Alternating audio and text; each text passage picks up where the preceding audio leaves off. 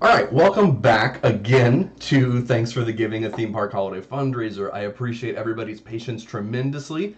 We had a couple of issues going on with our audio here at the live stream. I believe everything should be fixed again. So let's try this again. Please, if you're in the chat, let us know if you hear any other issues. We'll be happy to adjust and fix them to make it a more pleasant listening experience for you.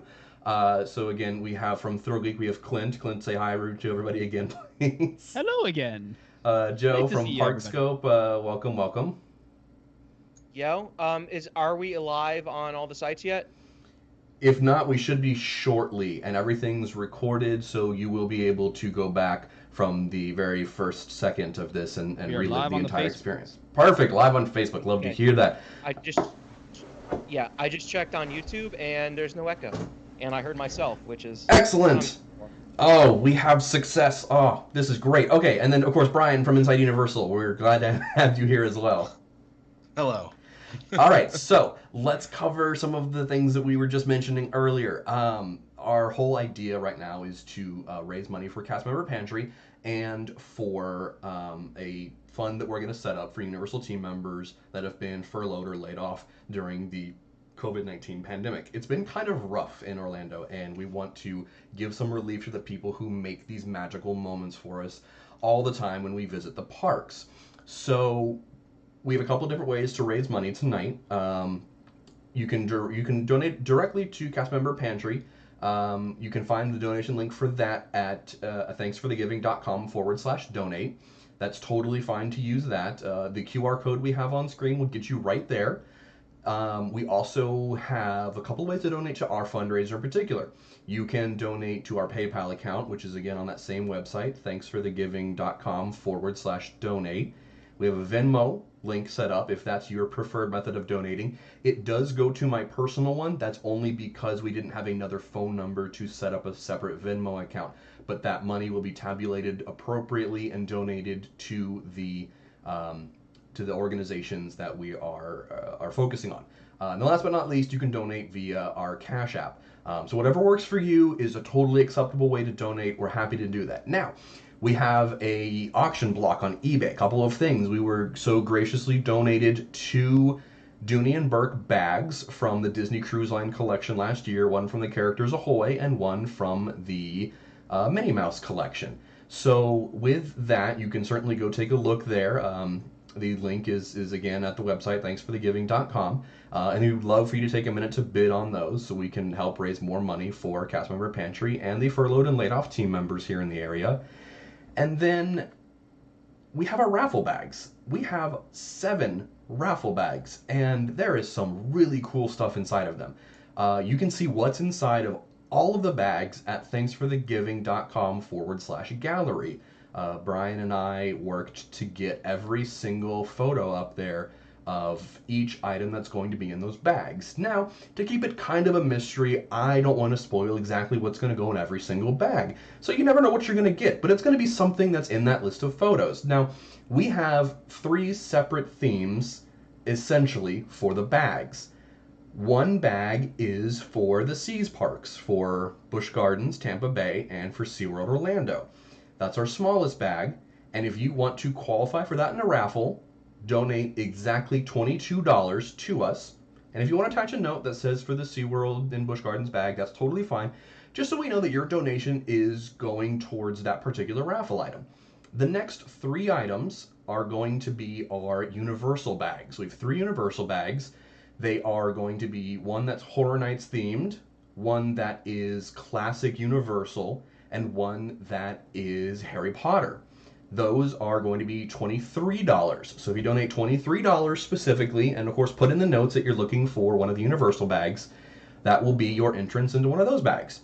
And last but not least, our Disney bags. We have 3 Disney bags. So if you donate $24, then you are entered to win one of the 3 Disney bags. And we'll cover all the shipping and get them to you. That's not a problem. Just want you to know, $22 for the Busch Gardens and SeaWorld bag, $23 for the Universal bags, and $24 for one of the Disney bags. And this isn't to say that's the only amount you can donate. We'll take any donation, $5, $10, $1,000, Whatever you are comfortable donating, let us know. A But dollar. yeah, a dollar, I'll take it. That's totally fine. But we want to make sure. $1 million. Oh man, that would just blow my mind. But to make sure that you get entered for those raffles, pay attention. $22 for the SeaWorld and Busch Gardens bag, $23 for the Universal bags, and $24 for the Disney bags. All right? Do the Bush one come with a ride on Iron Gwazi? Not quite. It's got some cool stuff. I promise there's some cool stuff in there. Iron Gwazi, whenever it opens in 2023 and they're done paying off their liens, we'll get to ride that for sure. So I want to talk briefly about the cast member pantry. So they are entirely on Facebook. So if you go to Facebook and search for the cast member pantry, you'll find them. They do great work organizing groceries and meals for cast members that are struggling so that they can put food on their table and kind of have one less thing to worry about in this really, really difficult time. So that's what we're going to work with in our primary foundation. They have done some wonderful work, and we're happy to see them expanding. Right now, they're just catering to cast members in the Orlando area. Now, unfortunately, cast members aren't the only people that are hurting right now. So we're going to be splitting up all the funds we raise in a 50-50 split. Half of it's going directly to cast member pantry, and half of it is going to a fund to support team members. And we will have a portal opened next week that any team member can drop an application into, let us know what's going on, where you worked, the whole 9 yards, so we can get in touch with you. And depending on how many funds we raise, we will try to distribute as fairly and appropriately as possible to everybody who applies. That's pretty much the gist of what we're doing. Of course, if you have any questions, feel free to drop them in the comments. You can shoot us an email at thanksforthegiving@gmail.com. We'll be happy to respond to any inquiries, of course. We want to be as transparent as possible so you guys know that your money is going to good causes. Now, that we got that out of the way, the first thing we want to do is introduce you to Matt. Matt does Theme Park Bar, and in case you didn't know, this past season of HHN Light, we may have had the worst possible drink that was ever created, and it was called the It was Circus real Pig. bad. It was real bad. yeah. It was a choice. It was a choice. But luckily, Matt has stepped up like the hero he is, and he is going to show us how to make that drink, except make it delicious. So sit back, relax, and let's watch Matt show us how to make the good nut. Hey, hello, thanks for the giving viewers. My name is Matt, host and creator of Theme Park Bar. You know, 2020 has been a pretty year, and I want to make sure I'm giving you something that we all could use. One good nut.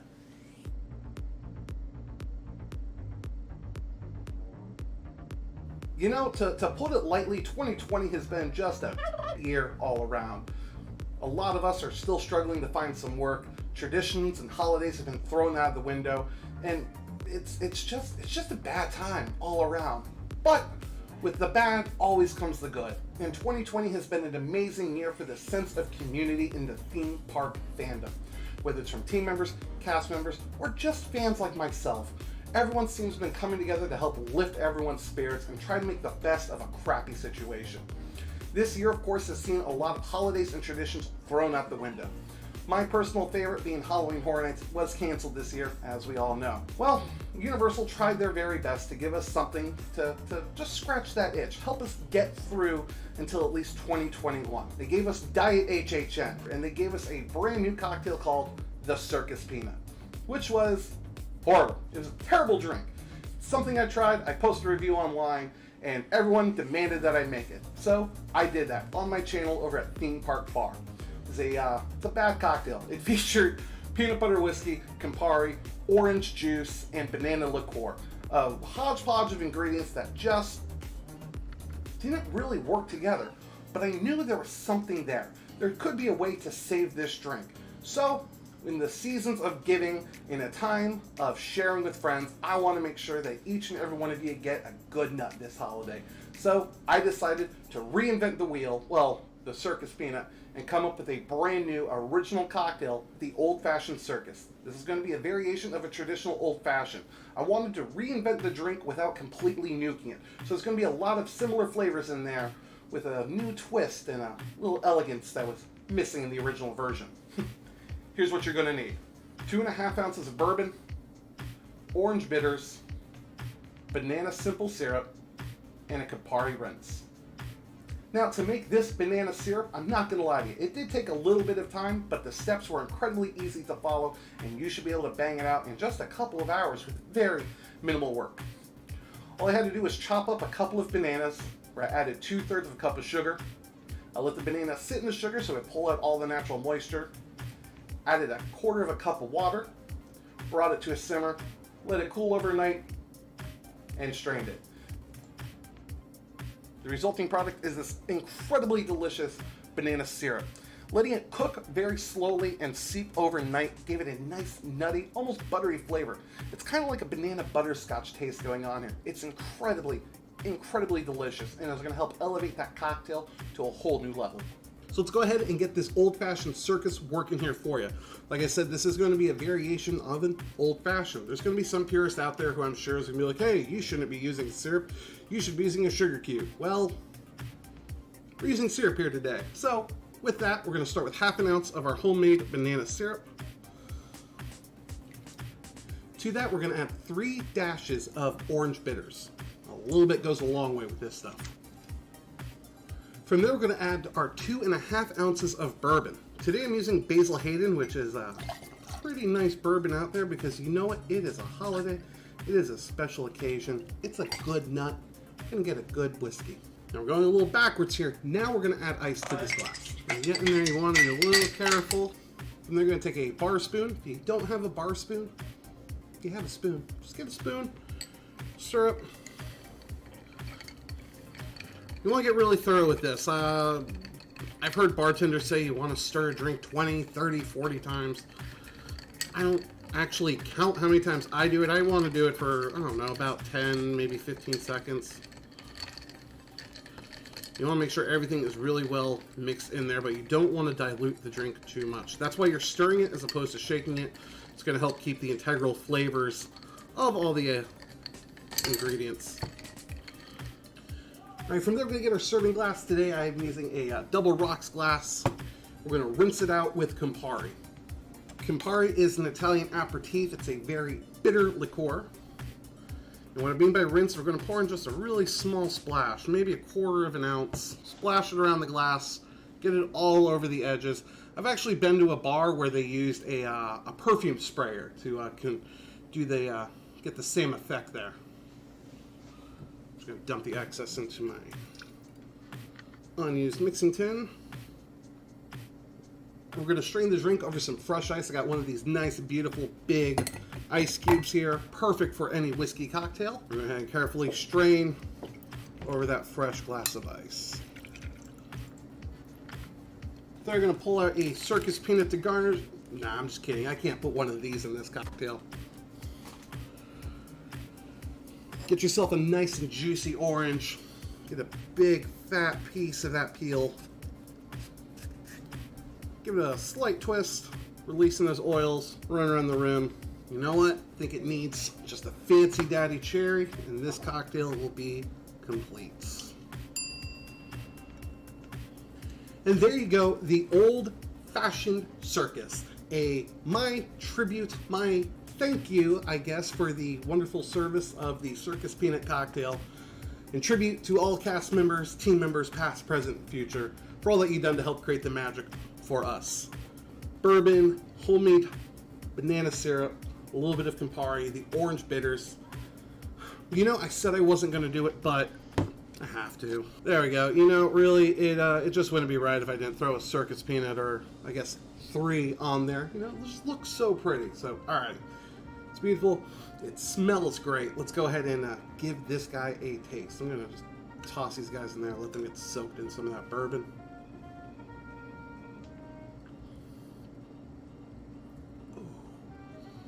Ooh, man, that is incredibly good. You get a big hit of orange right when you bring the glass up to your nose before you even get a first sip in, with that fresh orange peel being run around the rim. The orange bitters in there come first and forward. Right behind it, you get, with that big, rich bourbon flavor. You can taste a little bit. You can taste a little bit of the barrel. You can taste the oak almost. There's a slight smokiness there. There's a little bit of bitter from the Campari, and then there's a nice, really, really nice buttery banana finish at the end there. It's almost like bananas Foster in a glass. Oh. This is a really warm drink. This is a very hearty drink. This is incredibly, incredibly smooth, incredibly tasty, and very, very well balanced. It is definitely a spirit-forward cocktail. Pretty much the only thing in there is liquor and just a little bit of sugar. This is something I definitely see myself making again in the very near future. Probably as soon as we're done filming this, I'm going to make at least 2 or 3 of these while editing this video. This is incredibly smooth, incredibly tasty, full body, a lot of layers to the flavors. Hey, Universal, if you need anyone to make some retro candy inspired cocktails, my DMs are always open, all right?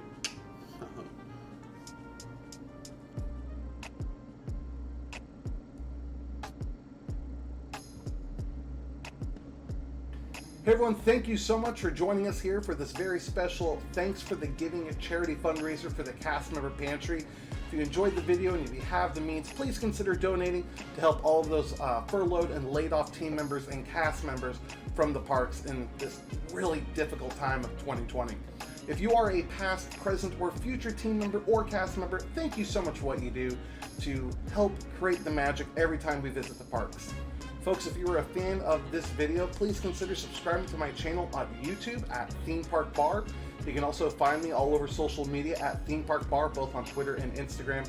You can find all of my past videos and recipes over at themeparkbar.com. This holiday season, please remember to be safe, drink responsibly. If you're going out, never forget to tip your bartenders as well. Again, thank you so much for joining us here on this charity live stream. Have a happy holidays, happy Thanksgiving. We'll see you next time. Cheers. Oh God, these are not good.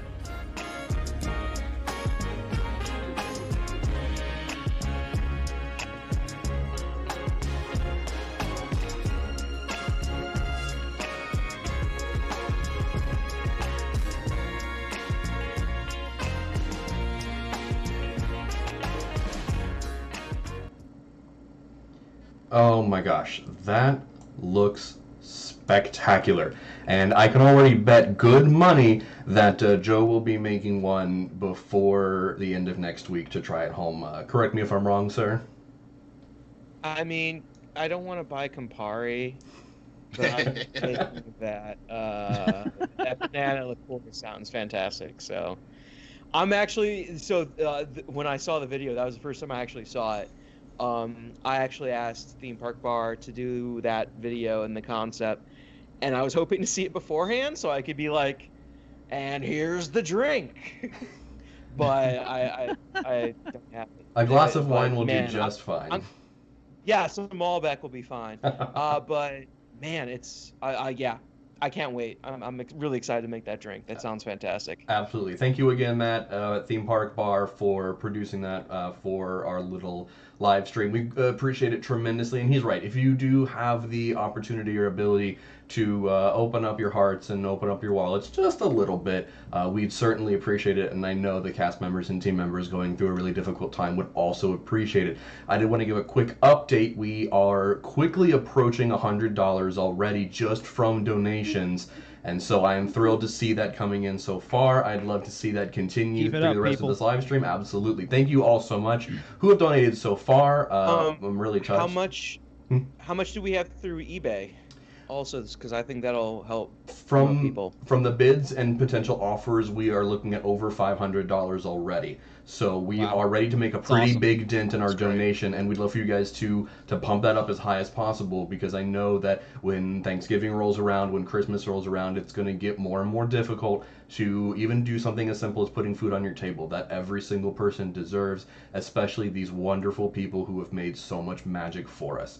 So we love what we're seeing so far. Keep it up. Thank you guys so much. What I do want to introduce coming up next is going to be the fellas from Retro WDW. We are blessed to have The biggest skit we ever got. Absolutely. We've got Brian Miles, Howard Bowers, and JT all coming together.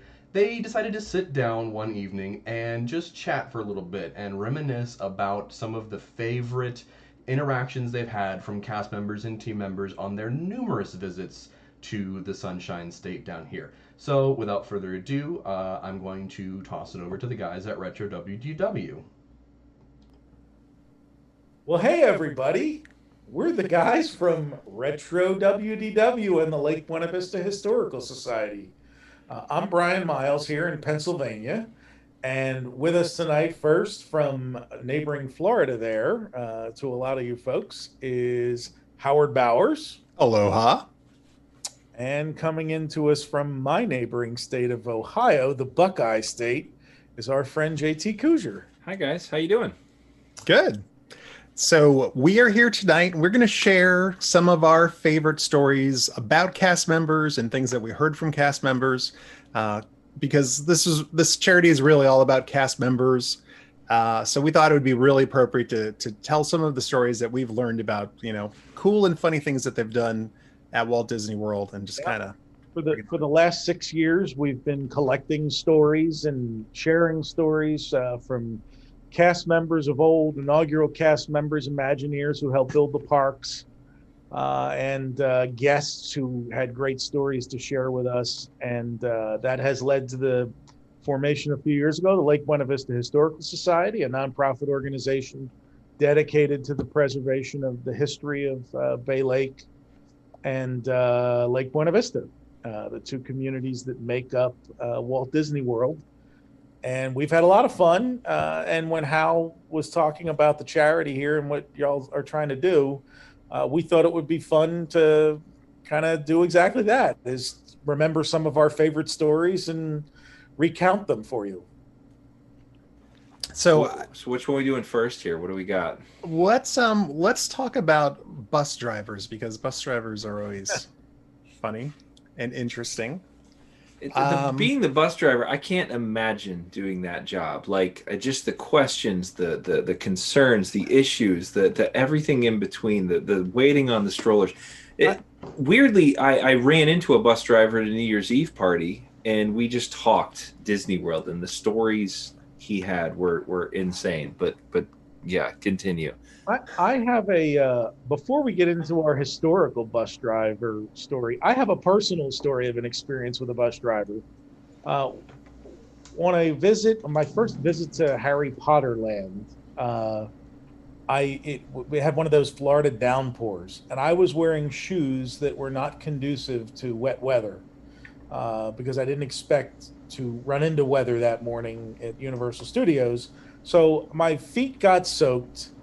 And through the course of 5 or 6 hours in that park, with wet socks and dripping wet shoes, my one toe got rubbed raw and started to bleed. So the next day, of course, that was the first day of a week-long trip to Central Florida. Good start. So the next day, I'm really struggling, and I had stopped in one of the gift shops. I think I was between Magic Kingdom and Epcot. And stopped in one of the gift shops to pick up Band-Aids. And then once I got on the bus that was taking me from, I guess, the park to my resort, I took it was the middle of the day, so there were 2 people on the bus. So I'm in the back of the bus. I took my shoe and sock off. You're doing surgery back there. Well, to put the Band-Aid on. And I had the most passive-aggressive bus driver ever. So they have a panel of pre-recorded announcements, which are usually "Welcome to Disney's Hollywood Studios." Yeah. Be sure and catch the latest at Disney Springs tonight. This guy starts pushing buttons about the need to keep your shoes on. Oh no! And the need to keep your feet off the seat. It was, and I'm I was literally the only guy on the bus. He saw it was not happening. Are you kidding me? Not on my bus. Yeah. So it was just turn around, hey, buddy, are you all right? You should. Yeah, I got to put a band. My foot's bleeding. There's a pre-recorded. Please put your shoes on. Yeah. No bleeding on the bus. Yeah. There wasn't a button for that, I guess. So there's my preamble for your bus story. Excellent. Well, my favorite bus driver story that we got was from Dan Luciano, and back in Epcot's midlife crisis during the Eisner era, there was a thing called the Person of the Century, and the idea is that you would go into Communicore, and there were touch screens, and you could choose from, like, I don't know how many people they nominated, 100 or something. Was it sponsored by Gallup? I want to say Gallup was involved, right? It might have been. Who were some of the bigger people you could select? Walt Disney, Of obviously. course, yeah. Pope John Paul II, like Mikhail Gorbachev, I think, people like that. I'm sure Ronald Reagan, Judy Garland. People that mean something to the world. Right. Winston Churchill, people like that. Yeah. Yeah. So anybody that was born from 1900 to 2000, because it was part of the Millennium Celebration, as I recall, or a run up to that. Anyways, so but you could also write in a vote if you wanted to. You could put in whoever you, and that's where the story takes a turn. Because Dan used to drive the omnibuses around World Showcase, and he also used to do crowd control for Illumination. So he just started telling people, hey, vote for me for Person of the Century. And so he would tell people all day long, and he said he dealt with thousands of people a day to vote for Dan. So from there, it just kind of snowballed, and people would walk up to him who he hadn't even talked to because other cast members had said, go vote for Dan. And he would just have people all day long tell him that they had voted for him. And by time, it was probably only about another month later that whole area shut down, and they just stopped the whole Person of the Century thing. So you're saying Dan the omnibus driver was the person of the Dan century. the omnibus driver was the Person of the Century. And that's why they killed omnibuses. There's no more omnibuses. No more. That's right. All because of Dan. We don't know where Dan is anymore. He went up missing. Yeah. We actually heard from him. We do know where Dan is. Yeah. Dad, I think and we sent him a Person of the Century T-shirt in the style of the thing. So I think it's hilarious. I'm sure his spiel was like, please check out the Mexico ride, and then also vote for me, Person of the Century. Like every single loop he said it, or wherever they stopped. Did it stop every country, or how did that work? I think there were, that's a great question. I think there were stops every 3 or 4 countries. There had to have been designated bus stops. I'm gonna have to look it up on a map. There were bus stops. So you'd hop on, like I'm picturing friendship boats, just like a quick way to get around World Showcase, and then you'd. That's a really, really great question, JT, and we might have to ask Dan actually, because where did you stop, and did you say it every time? I mean, I'm sure maps of the time had the stops on them, so on the World Showcase layout, they must have had the bus stops listed, but I just hadn't. That's funny, I hadn't thought about that. Yeah. So bus driver Dan, and we respect all bus drivers for all you go through. Bloody feet, Person of the Century voting, and everything in between. Yeah. Now, JT, you had a bus driver story too, didn't you? Yeah. I don't know his name.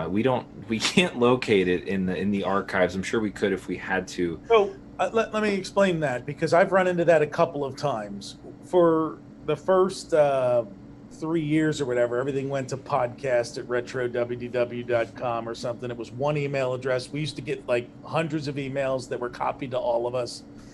Once the Lake Buena Vista Historical Society started, all of the emails, we got our individual email addresses, and then the one general one.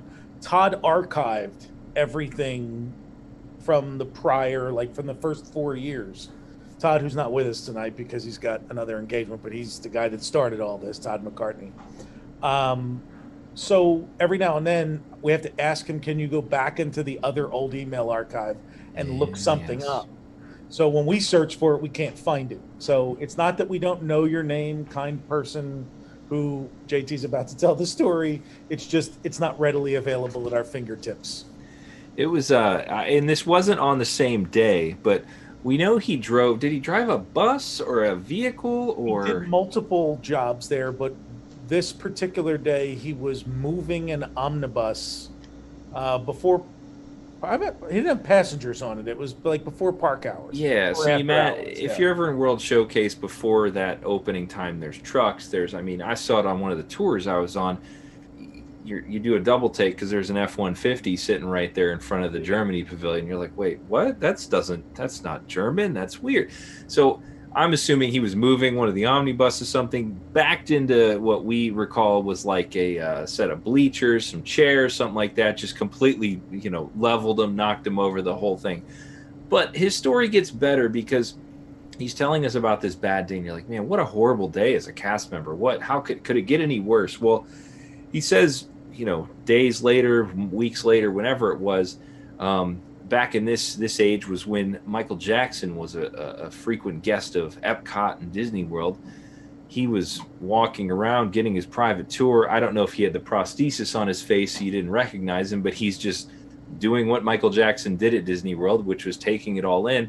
And this cast member that backed into the bleachers actually gave Michael Jackson a flat tire, stepped right on his shoe, which I'm hoping was a loafer. Pow, right there. And that was it. Just nailed him. And then, he got the look like, back off type thing. And then it was a great story, though. Great email. And if I recall, he ended up redeeming himself because he noticed, I think right after he ran into thing, that the Epcot Christmas tree was leaning over. And he was able to call it to someone's attention before it completely fell over. And I think... It was another after hours thing where he's looking at the tree and it was like 20 degrees off. Was that because he backed into it, or was that just because he... No, it was just naturally. And then overnight they had fixed it, which is... That guy had a... Good run. good extremes there on both sides. But I guess that's what being a cast member is like. You get the highs, you get the lows, you get everything in between. So one of my favorite guests that we've had, and it was really by happenstance that we found him, he's now a Hollywood producer named Chris DeBeck. That was still his name back when he worked at Disney MGM Studios. But he started his career in film and television as a production assistant at Hollywood East there, the film and television production studios that opened with the Disney MGM Studios. In fact, he was there working on television production prior to the park even opening because the studios opened before the park did. So he was there for 3 or 4 years, if I recall correctly, from his background. But he told us some great stories, and stories about filming the opening special, stories about the trailer catching on fire. Yes, that one. Whose trailer was it now? Was it Charles Grodin's trailer when they were filming The Muppets? The Muppet special. The Muppets Come to Walt Disney World. Yes, that's exactly what it was.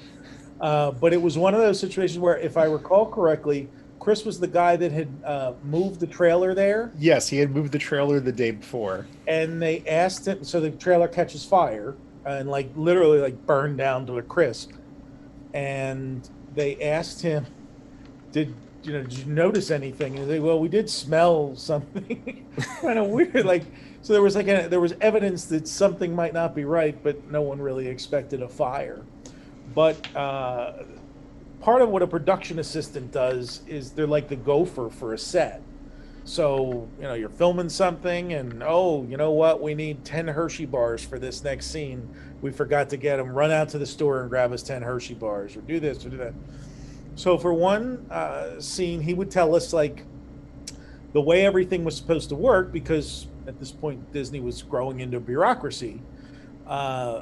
Everything needed a slip. So if you were doing production and you needed ice, a chest of ice for a scene or for backstage stuff, there was a requisition form. There was a specific place you had to go. And part of what he told us was that through building relationships with food and beverage and other people in different parts of the parks, instead of having to run to whatever central facility they wanted you to go to, you could just kind of knock on the back door of the Mexican restaurant over there at Mexico, say, hey, I need to fill my chest up with ice. Yeah, come on in, take care of it.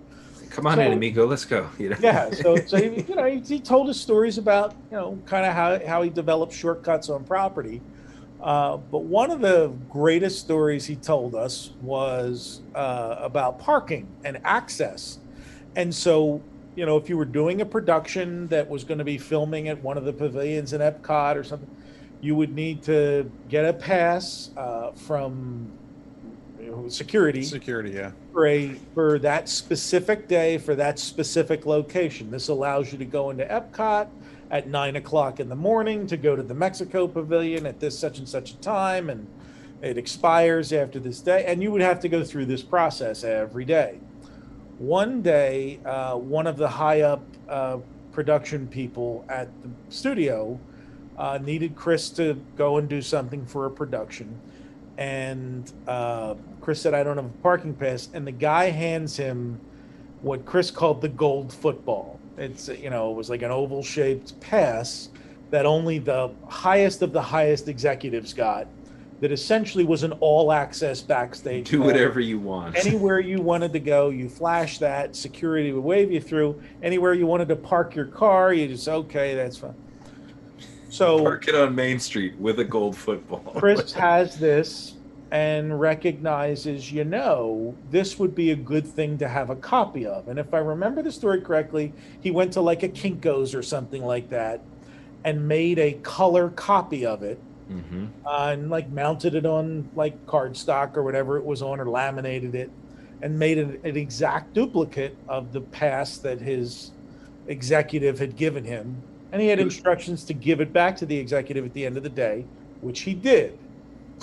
So for the next, if I remember correctly, he said the next like 6 or 8 weeks, he was using this pass on a daily basis, essentially to go wherever his job needed him to go, and cut red tape, and he'd be running around and parking, in Michael Eisner's spot or whatever, And so if I remember the story, he was at Epcot, and he pulled up to the security gate, and he flashes the pass. Shows a gold football.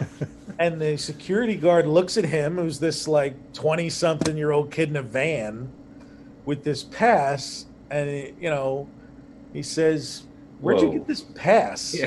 Who are you? And he's like, they gave it to me. And he's like, no, they didn't. And so this, he gets on the phone and calls like Joe Disney and, the head of security, and says, we got a guy here has this pass. So they tell him like, hey, you got to wait here. Security supervisor comes, then like the park manager comes, and the whole time he's like, yeah. So they then check the ID number on the pass and realize it's for, Chris is the boss of bosses that Chris works for. And he gets, I don't remember if they let him work that day, but they basically sent him back to his studio offices over at MGM to see his boss. And he comes into the boss's office, and the boss is like, what are you doing? Like, what's wrong with you? Like, where did you get this pass? And he goes, well, actually, it's your pass. I copied it. And he's like, yeah, what? Now, here's one of those stories you hear from people where it could go one of two ways. The first is you expect you're going to get fired. The second is his boss looked at him and is like, there's a scene in Major League where, if you've ever seen the movie, 1989 baseball movie, Willie Mays Hayes does a basket catch, and in the outfield he catches, which is like you just do like this fancy catch to show off for the fans, like Willie Mays. Yeah, and he runs into the dugout, and the manager Lou Brown says, "Nice catch, Hayes. Don't ever do it again." Yeah, and this is what happened to Chris DeBeck. Basically, his boss said, "It's very ingenious. I completely understand why you did it. Don't ever do that again, or you're fired." Mm-hmm. And so that was the Chris DeBeck parking pass story. And I think ever since then, we all wish we had a gold football. Oh, Yes. Yeah. It's back then too. You think just making a quick copy, you go to Kinko's copy. He didn't have the ability to change the number on it, the ID number. Right. Like what you do now. No You just put some. going on. Yeah.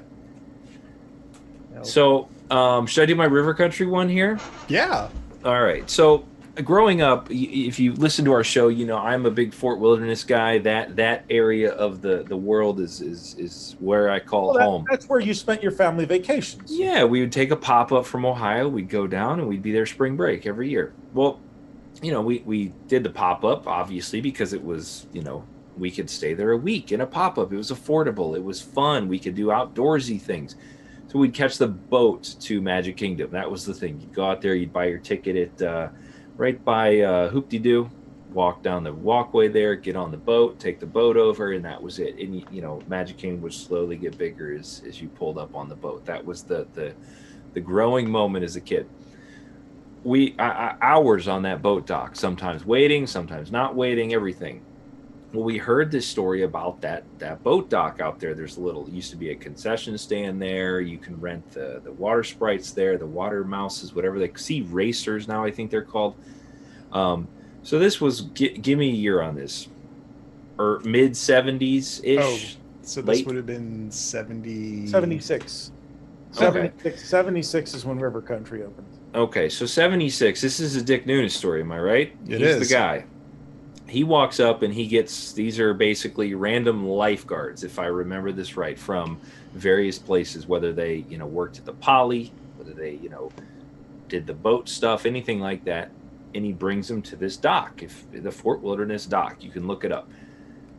They somehow rig up a slide up high. Like, imagine if you took a normal playground slide and mounted it. And now that dock, that's like a 3-foot drop into the water from the dock if you just jumped right off. Well, they mount the slide a few feet higher, and he looks at one of the lifeguards who's probably, 25 years old at the time, says, "Go ahead, give it a try."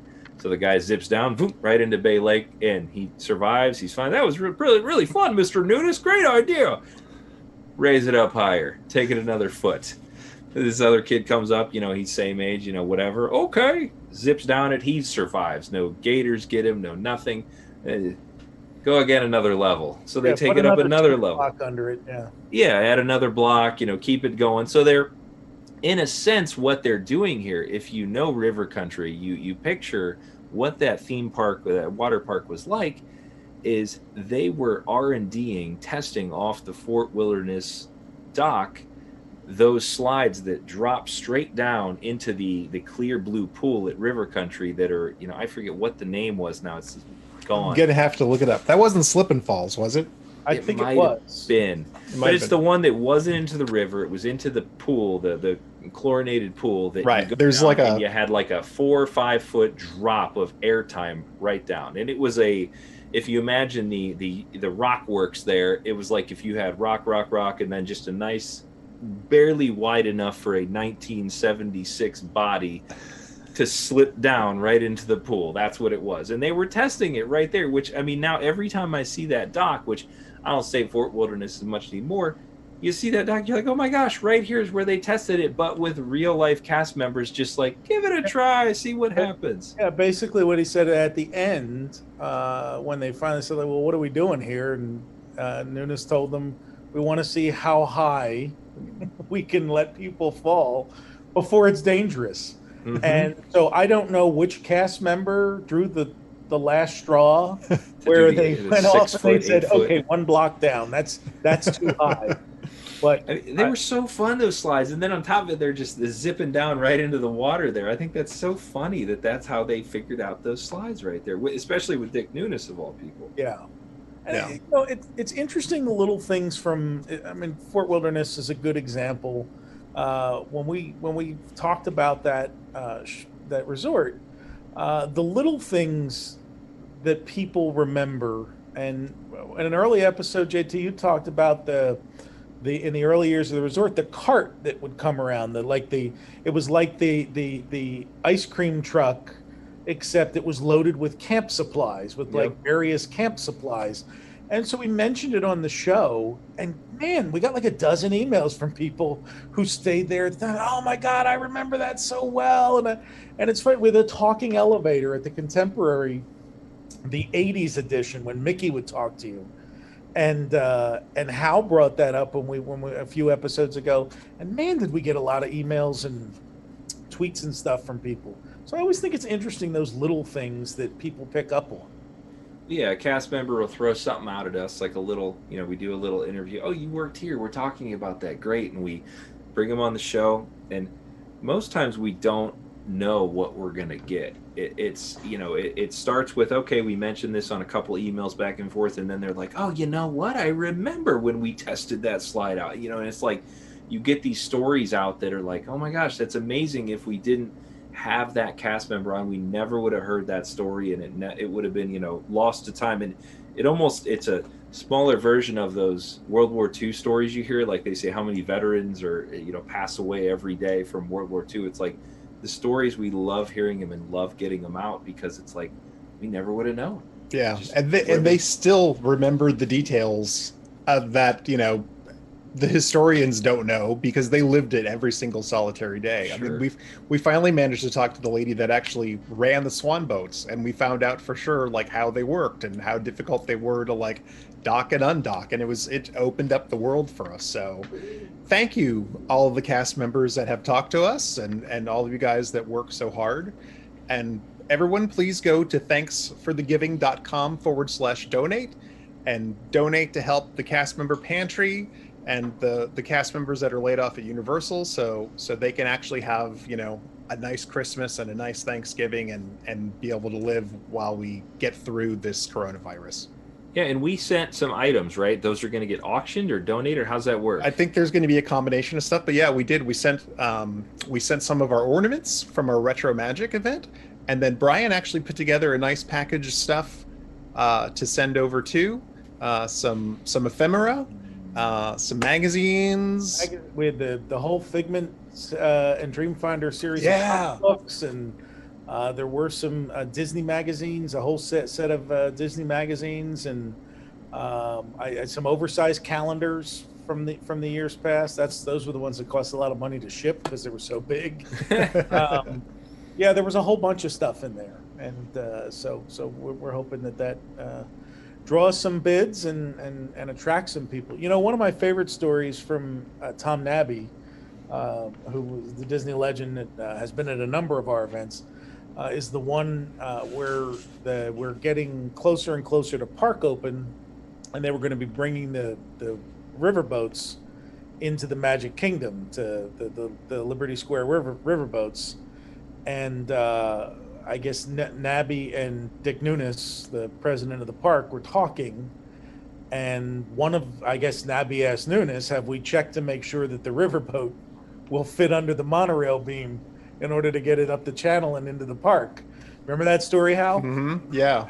So they started on Seven Seas Lagoon. They had to go down the little canal and then to the Rivers of America. They didn't just like plop them out of the sky onto the Rivers of America. That's right. So the only way they could measure it, he and somebody else, I don't remember who, he went with a friend, a coworker, but they basically got I think it was a weight, like some kind of nut. Like that's nut. Right. It was a big giant nut. They tied a rope to it.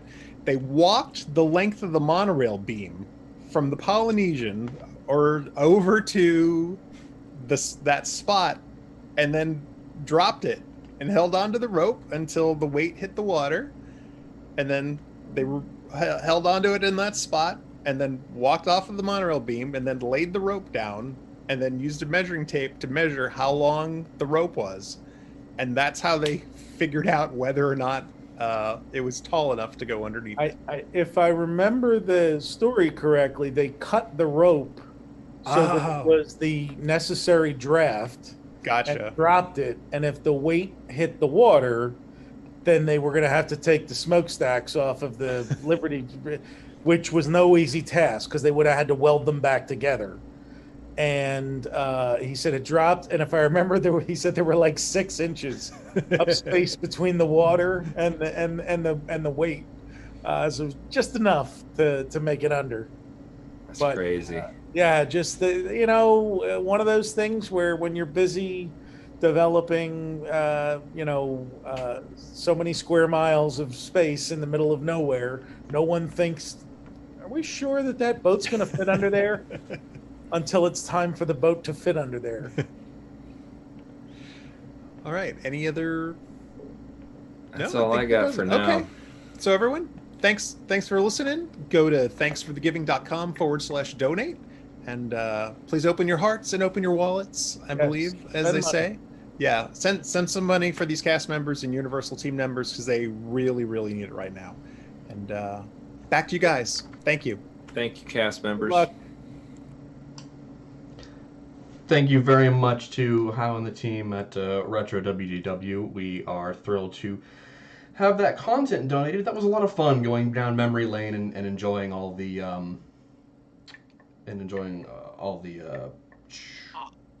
I'm stories. just celebrity shocked. I love that podcast so much. Like every month that it drops, and I'm like, ooh, new Retro WCW. It's kind of wild just to see them support us. So thank you very much, guys.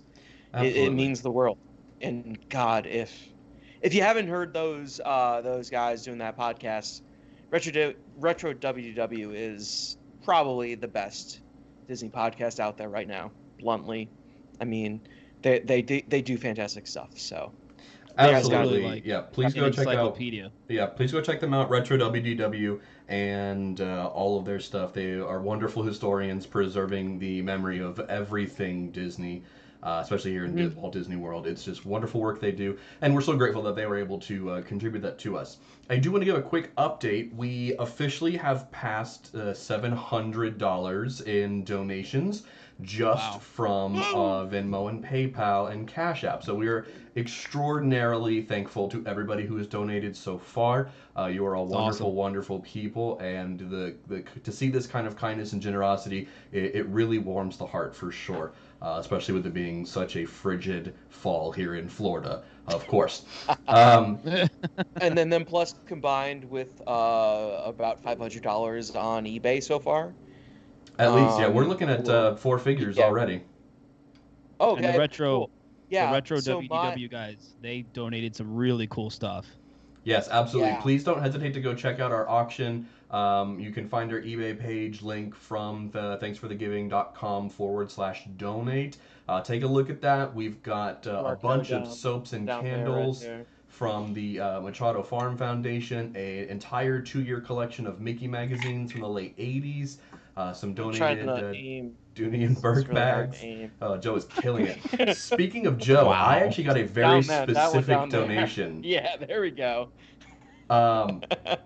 Joe, you've got an admirer who would like to hear a Scottish impression from you, and he paid good money, so I think you're going to have to do it live on the stream. Oh man, Scottish impression? That's what it said. He paid up, and he absolutely said that you have to do. Can you text me who this person is? I can't. There's an anonymity clause. You know how HIPAA works. I can't say anything. But it says, and I quote, That's not HIPAA. Sending a request for Joe to do an attempt at a Scottish accent. So he doesn't sound too confident in you, but I'd sure like to hear the attempt. I think I know who this is. It'll be a secret, but I'll tell you what. We'll do one more segment. We'll give you some time to finish the glass of wine and build up some confidence when we get back. Let me. Yeah, give me. Wait. So wait. If people are donating money for us shaming ourselves, let's just open up the door. If you're just gonna donate money to ask us some ridiculous requests, by all means. As long as if we're looking at 4 figures, let's get that baby up to 5 figures. I'll shame for nothing. Absolutely. I'll shame for $1. Absolutely. If you want to see something stupid, embarrassing, as long as it's still PG, let us know. Donate. We will be happy to embarrass ourselves live on stream. We'll do it. No. Come on. I can get away with it because I'm just a disembodied voice at this point. So I can do. Speaking of NC-17, I think it's about time to hand it off to our resident host from Inside Universal who's joining us, who also put together a segment for us to listen to. And in case you have been wondering where this is, yes, it is the triumphant return of Real or Fake from the Inside Universal podcast. So without further ado, yet again, please sit back and enjoy Real or Fake. Hey everyone, welcome to a special edition of the Inside Universal podcast, a thanks for the giving edition of it. We're glad that we can get together and try to raise some money for everyone that's been affected by the layoffs in Central Florida after this crap year of 2020. So when asked what we can provide for this wonderful day of giving. There was only one thing that came to mind, and that was real or fake, and I couldn't do it without the original crew. Andy and Drew are back to join us for this nonsense. Yes. Yay! It's gonna be great. Yes. Now, When you think Thanksgiving, you think food. And when you Exactly. think food, you think terrible puns. now, usually when we have recorded this in the past, Andy had no idea we were going to hit him with a real or fake. So today he does know he's going to be in for some interesting things, but he doesn't know what it's based on. I was gonna say he doesn't know the topic though. Yeah, he doesn't know the topic. No, I don't. So, Andy! Yes. Well, I think you should do a little backstory of what it's about first. That's what I was going to get into. Yes, do. Thank you, Drew. We've done Disney, Star Wars specifically. We've done Holy Land. We're sorry, Jesus. But we haven't done Universal yet. And there was a restaurant that was a fixture of Universal Studios Hollywood back in the 90s called Marvel Mania. And boy, did they have some doozies. So without further ado, Andy! Yes. Are you ready for real or fake? Marvel Mania. Like we're talking like Marvel as in like superhero Marvel? Yes, sir. Oh, this is gonna be good. Some of the real ones actually, like, my jaw dropped, to be honest. Like, Thank you for the hint there. Appreciate it. But some of the fake ones also had the jaw drop. yes. There you go. Let's do it. All right. Crack's neck. Drew, you have the sound effects ready to go. We do. Andy! Yeah. Number 1. Hulk smashed potatoes. I feel like it's fake.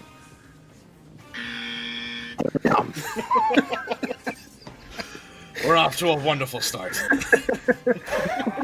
What's the language parameters here, just so I don't overstep my bounds? Because this is for charity, I'm just going to say no language whatsoever. Yeah, we're gonna keep it real PG today. PG, got it. All right. Poltergeist was PG, so we're good. We're good. Okay, yep, all right. But that was PG before PG-13. Let's go with PG. Uh-oh. PG now.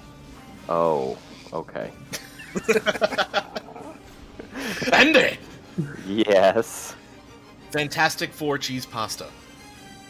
Fantastic Four cheese pasta. Real. Yes. You're on the board. Congratulations.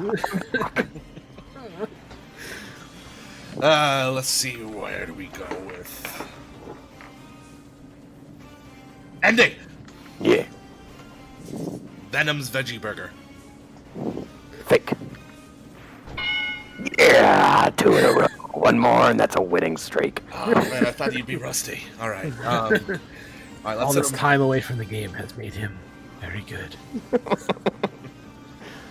All right, fine. Let's hit him with the Andy. Juggernachos.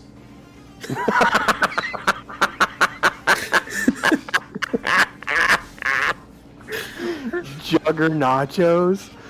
Oh my gosh, man. I'm gonna go real. Yes.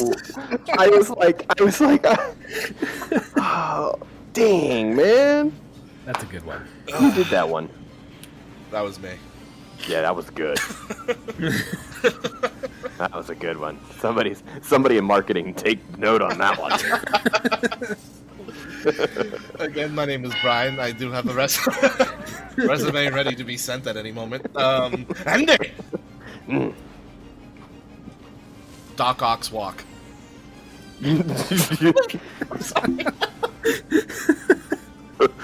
Doc Ock's Walk. I'm gonna go fake on that. Hey, dude. No way. Yes way, bro. We said the jaws would drop. Doc Ock's Walk. It doesn't even make any sense other than it rhymes. Oh my gosh. It's 2 in a row for us. Battling back. Let's go with Punisher Primavera Pasta.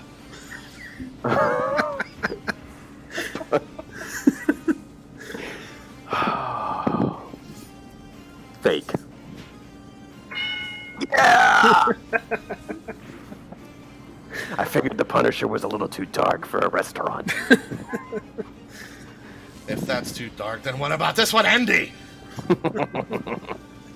Ghost Rider's ribs. Oh.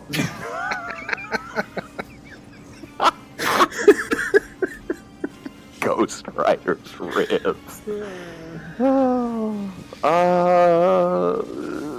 Oh man, I really want to say fake so bad, dude. But I just got this bad feeling that somebody created this and thought it was a good idea. We're going real. Oh my god, dude. That's like Yoda steamed broccoli and carrots. With Chewbacca chewy chicken tenders. Oh. The Kashyyyk salad. Oh man. Trying already. Forgot to bring my drink up here. My throat's a little dry. Andy! Daredevil's Billy Club sandwich.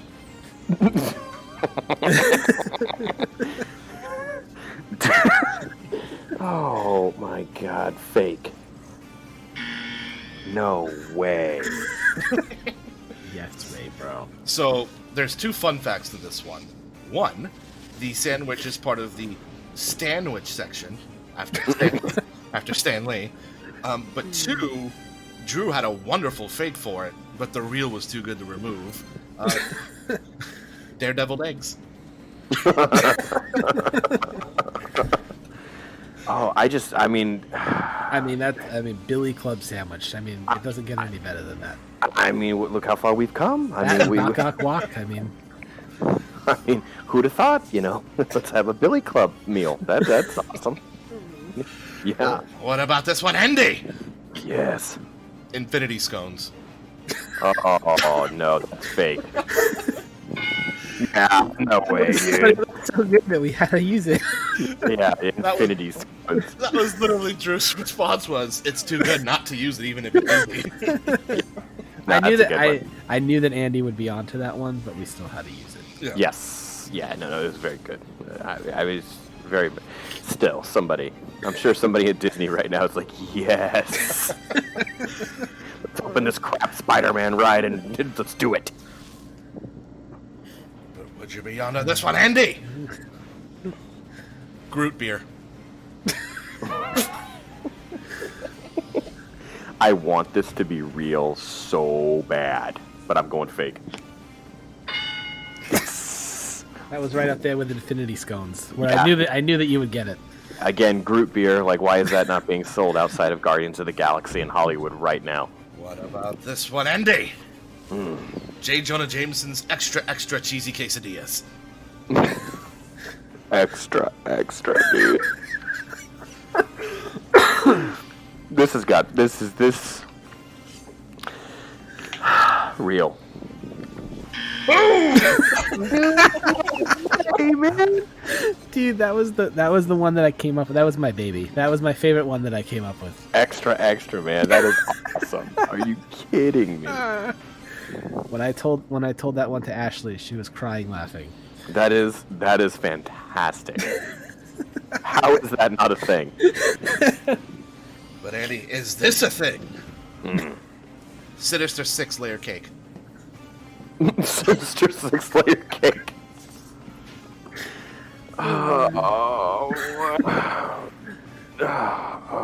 Real. Yeah.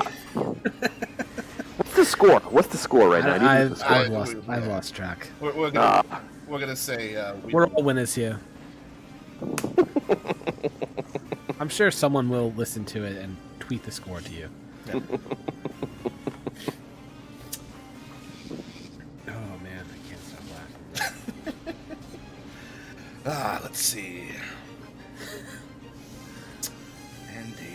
I know which one Brian is saving for last. I'm looking at the list and I just know which one is going to be last. I think, yeah, probably, maybe. Let's see if you're right. Let me know if it's this one. Ding Fang Foom Fruit Fajitas. That's the one I thought was going to be last for sure. Okay, let's go ahead and repeat that for me one more time, please. Are you not familiar with Fing Fang Foom? Fing Fang Foom. That's what you said, right? Yes. Okay. All right. Okay. Or his fruit fajitas? I mean, I'm just trying to figure out. Somebody's got to have some fajitas or quesadillas going on. I'm not really sure. We got Doc Ock's Walk. We got no damn group here, though. We're going fake. Oh my gosh. He is a celestial dragon that apparently likes to share his fruit fajitas with the world. They're probably awful.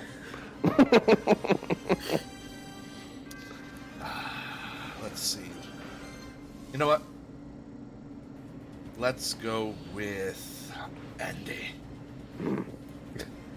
Dead pulled pork sandwich. Fake. Yeah. There's some of them that stick out. That's one. I had some language to use, but I can't. So just. It would fit with Deadpool, but not right now. What about this one? Andy. Mjolnir meatballs.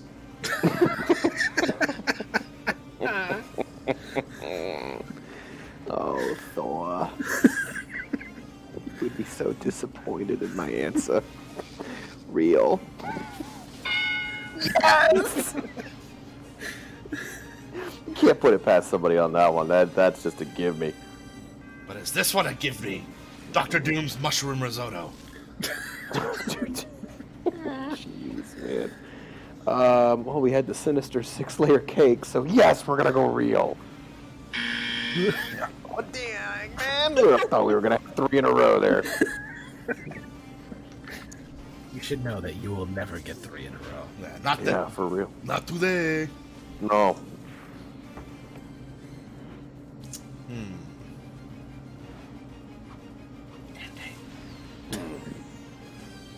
Wolverine shredded chicken taco. I kind of want to know the theme of this restaurant. Like, I get it's Marvel, but like, is it just like a food around the world here thing? It's like an Applebee's, but with Marvel. And you never want to go to Applebee's. I'm just waiting for Stone Force Cheeseburger to show up here. Real. No. No. That's right. No, for a while you finally caught on to us, and then when I saw this menu, I was like, "There's no way he's gonna catch this one." Yeah, no. It's I don't know shredded that puts it over the top. It's all of the spicy foods that I'm off track. It's just like your body; it just doesn't accept it. That's exactly right. But will you accept this one, Andy? Submariner's fresh catch of the day. As an ESPN update comes in. Breaking news. Is it real? Is it fake? It's real. Yeah.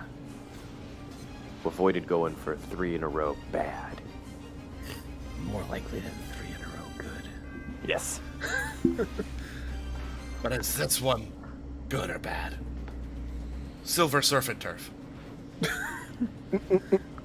I'm gonna go fake. Oh, you're right. You're right. Yeah, Silver Surf and Turf. They know way they're serving surf and turf at the same restaurant. They know it. That should have been one of the first ones for that reason. Yeah. Once we said Applebee's, they weren't doing surf and turf there. Unfortunately, they version. are. Oh, it's not good. They also have a version in the freezer section of the local Walmart too. You know. All right, Andy. Applebee's. It's disgusting. I know. All right. It's the last one. Howard the Duck's chicken fingers. Oh.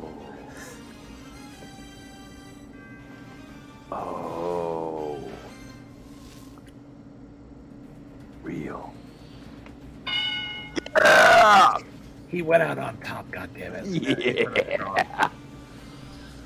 Oh man, I figured I'm just thinking time frame of this movie and everything, and I'm like, that makes sense. We're just gonna go with it. I feel like I should have started over with the Silver Surf and Turf now at the beginning. Yes, you should have. I probably would have said real had it been Silver Surf and Turf to begin with. But the Fing Fang Foom fruit fajitas. All of the Hispanic food, the Latino food, I got wrong. Well, this is it was good times. I'm glad that we were able to do something for charity, get the gang back together to do some real or fake. Andy, how do you feel about this round? Knowing who knows when the next one's gonna happen, if any. It just never ceases to amaze me that there are people out there that got paid to create these names, and they didn't just get paid. They just get paid one time or two times, and it didn't matter what company you worked for, what religion you followed. You get paid to make crazy names. We're in the wrong business. I want that job. We're in the wrong business. Yep. Did you know that somebody else got paid for WCW Nitro Grill? What? Because it's a bonus round, Andy! New world order. WCW had a restaurant back in 1999 that lasted for about a year called Nitro Grill. Andy, are you ready for the bonus round? Okay. Hey. Hey, let's start this off by saying this was in Las Vegas. Oh. So you know it's gonna be good. Do it. New World Oreo Cheesecake. New World Oreo cheesecake. Fake. We are starting off strong, ladies and gentlemen. Yeah, what about this one, you jerk? Big Papa Pumpkin Pie. Oh. We're going strong on the sweets at the start here. The Steiner brothers. Oh, I'm going real. Yeah!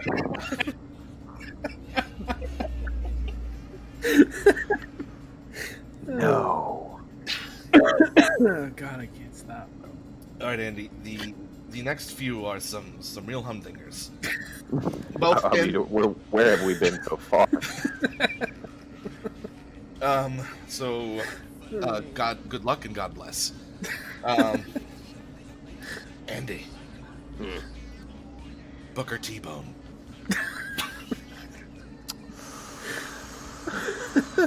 Oh, real. Yeah. I mean, that is an amazing name for a steak. It really is. I had steak tonight, and I'm somewhat in pain. He had this is the Wagyu. Yeah. Mandalorian steak. Yeah. But would you accompany that steak with Brett the Hitman Artichoke dip?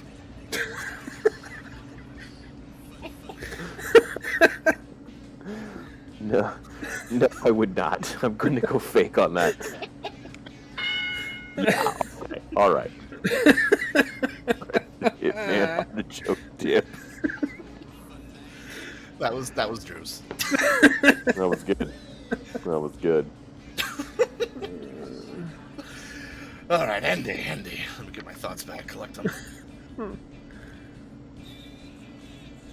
The Goldburger. I mean, I've been waiting for the burger all night. And I want this. Fake.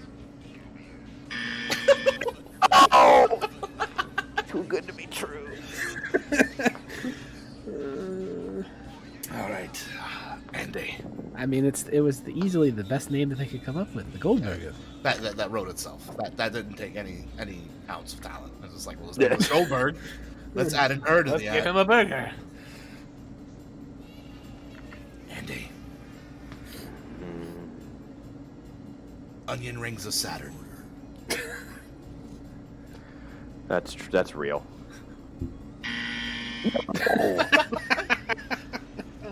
It was an obscure reference because not a lot of people know the wrestler Perry Saturn, but it was too good of a pun. I figured that would have been real. I really did. that one was A+. That was Brian. Andy. Macho Man nachos. Macho man. I've got to be a nacho man. Yes, real. Yeah. I like the Macho Man. I would almost say that to avoid confusion, that one should have been fake. You know? Yep. But hey, that's why WCW's out of business. All right, Andy, that was the end of the bonus round. Yeah, Macho Man. I think you passed the WCW round. Yeah, you did for sure. Yay. For what I it's, did something. Let's what go it's- get a Booker T-Bone. there Yeah, wa- Booker T-Bone is the best one. What for about- the real. What about Shooting Star Pressed Panini? I would have gone fake on that. Yeah, it's fake. Yeah. Drew and I we kept going. Dude, I was like, wait a minute, no, we only had like 3 or 4. We can't keep going. just so that we can put this out there, some of the other ones, because I'm looking at the menu right now. There was a Kevin Nash themed steak called the Big Sexy Porterhouse. The Chocolate Power Bomb. I know there's one called the Gut Buster, which is what any kind of food does to Andy. The Jackknife Fried Cheese. Clothesline Quesadillas. There's some WCW Nitro Grill 1999. some fantastic names in here. Yep. There wasn't a good like. Some of them are just lazy though. Like Goldberger. How did you Goldberger. guys not use Vader Taters au gratin? I didn't see. How did you not use that? I didn't see that one, bro. Gratin, Where dude? is that? The deep fried jalapeno rowdy rotter peppers? What? No. Oh. The 7-layer bean Malenko dip. This place is amazing. No, dude, this is that's someone's like they're doing their version of real or fake. Oh, I was like, no way, man. Yes, they had their menu and then they added okay, these are some of the ones that we. Oh, that was fantastic though. 7-layer bean Malenko. I mean, it's really good. Some of the real ones here are pretty generic, like Crush Rooms. Yeah. Chokehold chili. There was a Chris Benoit themed item that would not fly in this day and age. No. No. But the burgers are just lazy, which is the sad part, because the Gold Burger makes sense. Yeah, But, the like, Diamond Dallas burger, The and Hogan burger, the Sting burger. Like, there's, they could have done much better with that stuff. Well, and then, like, there was a WWF restaurant in New York around this time, too. And we looked up the menu for them, and unfortunately, there was no puns on their menu. Yeah. So there was not going to be a bonus round. No, I wish there was, though. Dang. Broken rib, black eye. Anyways, well, everyone, thanks for listening. Andy, Drew, is there anything you'd like to say before we hand it on over back to everyone else? We're almost there. Wear your mask. Be safe. Let's get through this crap. Be nice to everybody. What he said. Ditto. Happy Thanksgiving, y'all. Happy holidays. Thanks, everybody. Holy cow, that was absolutely hysterical. Thank you. Thank you to the guys at IU for bringing that back. That just absolutely was was so great. My sides still hurt from laughing. Some of those, the creativity from you, Brian, on some of those between you and Drew is it's not even fair to the people who are actually paid professionals to do that. It's so fantastic. Yeah, I appreciate. The funny thing is that all started because both of us were bored at work. Really? And so we were at work texting each other and be like, what's funny is this, and then we just make up our own names, and then lo and behold, it sort of became the thing we're most known for now. Oh, that's Jugger nachos killed me. That's so was- great. Hey, look, And I then- suggested Gambit Gumbo, and that was not one of them. Gambit So Gumbo. And the sinister 7-layer cake, that one got me too. There's Uh, actually quite a few on the real menu that we didn't touch, just in case there needs to be a sequel. I had So, no idea that WCW restaurant was a real thing. the only reason why we knew that is because of the Goldberger. Again, one of those things when we look for. I mean, let's be real. Like, Disney exhausted. I guess they caught on to the gist of it, and then they started actually naming it and like being safe with it. So then we had to start searching, and then we found the Nitro Grill, and we're like, we'll keep that in our back pocket. That's awesome. All right, I do have a couple of updates here for us because I need to clarify a couple of things. All good things, all good things. In addition, as you know, you can find out all of the donation information at thanksforthegiving.com/donate. You can also scan the QR code on our live stream right now to take you to that webpage that will give you all the ways to donate to us. I'm seeing donations roll in from Venmo, Cash App, PayPal, everything, and it is spectacular. So we mentioned in the previous segment before Real or Fake that we basically had $1,000 between our eBay auctions and our just straight up donations. I am thrilled to announce that we are just short of $1,000 by itself from donations. It's not even counting eBay. And Awesome. that is just spectacular, and I cannot thank you all enough for the donations. Thank you, so everyone. far. We'd like to keep that going because we have a couple more segments left, hopefully stuff that you will enjoy. But in reference to the goodie bags, raffle bags that we have going on, I want to bring some attention to the Machado Farm Foundation had donated a basket for us that's got a bunch of great stuff in there, and it's easily worth over $100, and there's already some bids filing in for it, so definitely make sure you keep your eye on that because you could get a great deal on some wonderful locally made products from a great team that does wonderful work rescuing animals in addition to creating these delicious smelling soaps and scrubs and candles and the whole 9 yards. Their shop is just packed to the brim. However, each individual raffle bag will come with at least one of these pumpkin pie soaps from the Machado Farm Foundation. They smell like cinnamon and pumpkin, almost good enough to eat. Please don't eat it. It's soap. It's got whipped cream on top to perfect the look. And this is included just complimentary with every single donation bag. So whether you donate the $23, $22, or $24 for the SeaWorld Busch Gardens or the Disney or the Universal bag, you will get one of these for free in your bag. So make sure you know that. This is basically like an $8 free gift. So you can't go wrong with it. So definitely make sure you know that that's going to be in there. We had touched base with the infamous Derek Bergen of Touring Plans, who has so generously, the way more famous than Joe from Touring Plans, he has agreed to donate some completely unique Derek Bergen fine art pieces to our raffle bags. So every single raffle bag will come with at least one Bergen fine art piece. Some will come with two. You'll just have to put in a donation for one of the bags to see if you get one or two of them. Now, unfortunately, UPS has decided that it wants to ship something from South Florida to Central Florida by going by the way of Pennsylvania and then to New Jersey and then back to Florida. So we'll have those early next week, but I will absolutely make sure they get into the bags before they go out to all the winners.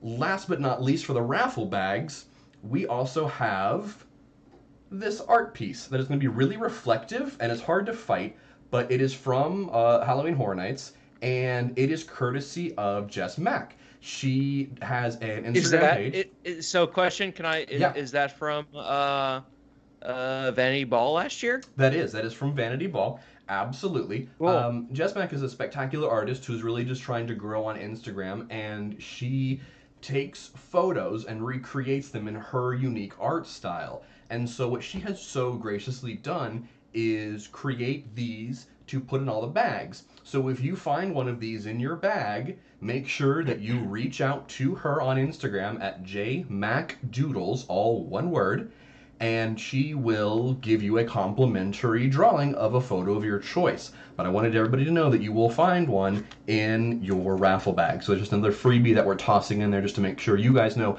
what to expect when the bags get to your door. Now, we have a couple of segments to wrap us up here.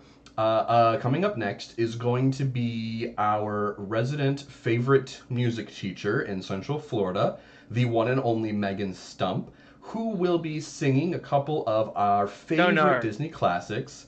And she's accompanied by Ingrid Ray on the piano. So if you enjoy classic Disney songs and you're hanging out and you want to sing, feel free to. We've got the lyrics that will be up on screen. And so without any other hesitation, please enjoy some sing-alongs with Ingrid and Megan.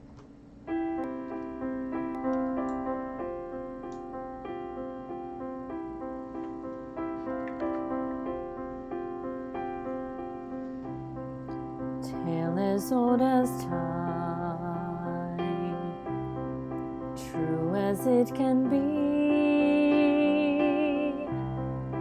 Barely even friends, and somebody bends unexpectedly. Just a little change, small to say the least, both a little scared, neither one prepared. Beauty and the Beast, ever just the same, ever a surprise, ever as before, ever just as sure as the sun will rise. Tale as old as time, tune as old as song, bittersweet and strange, finding you can change, learning you were wrong. Certain as the sun, rising in the east, tale as old as time, song as old as rhyme, Beauty and the Beast. Tale as old as time, song as old as rhyme, Beauty and the Beast.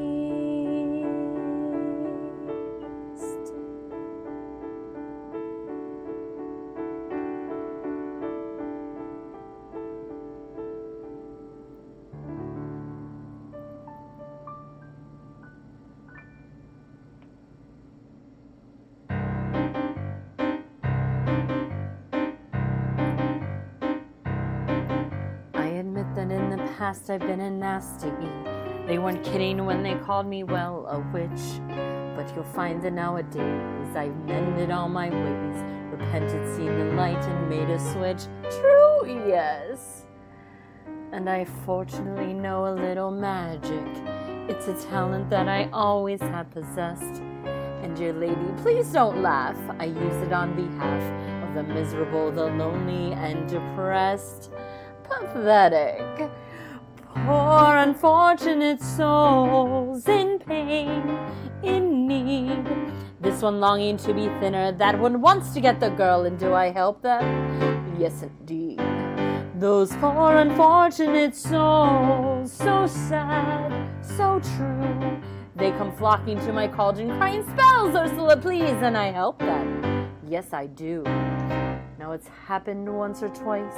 Someone couldn't pay the price, and I'm afraid I had to rake them across the coals.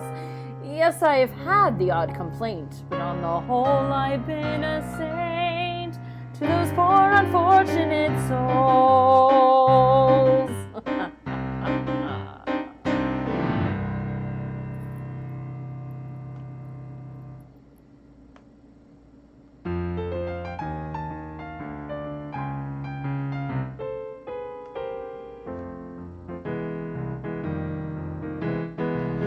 You got a friend in me. You got a friend in me.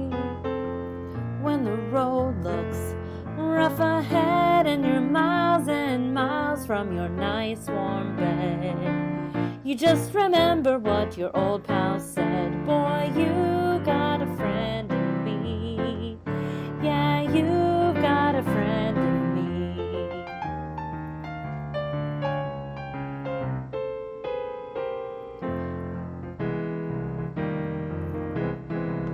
You've got a friend in me. You've got a friend in me. You got troubles and I got them too. There isn't anything I wouldn't do for you. We stick together and we see it through, 'cause you got a friend in me. Yeah, you got a friend in me. Some other folks might be a little bit smarter than I am, bigger and stronger too, maybe, but none of them will ever love you the way I do. It's me and you, boy, and as the years go by, our friendship will never die. You're gonna see it's our destiny. You've got a friend in me. You've got a friend in me. You've got a friend in me.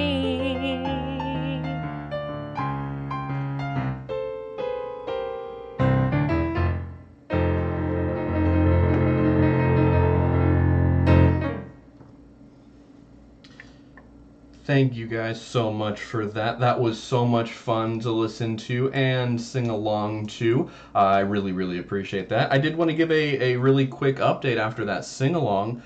We are creeping ever closer to that $1,000 just from PayPal, Venmo, and Cash App.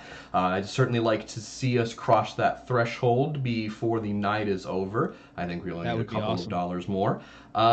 We have a surprise for everybody. We are actually going to wrap up the stream tonight with a special guest appearance by none other than Ingrid's Imaginarium herself. We will be taking donations. If you have any kind of requests for her, drop your donation through Venmo or PayPal or Cash App. Attach a comment to it. Let us know what you want her to hear, and we'll get that information over to her. She can play just about anything that your little heart desires, but to start us off, she's going to cover some songs from the parks and from the movies.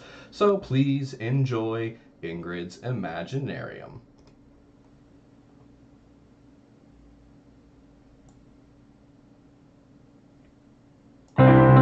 Hey guys, how's it going? Welcome to the Imaginarium.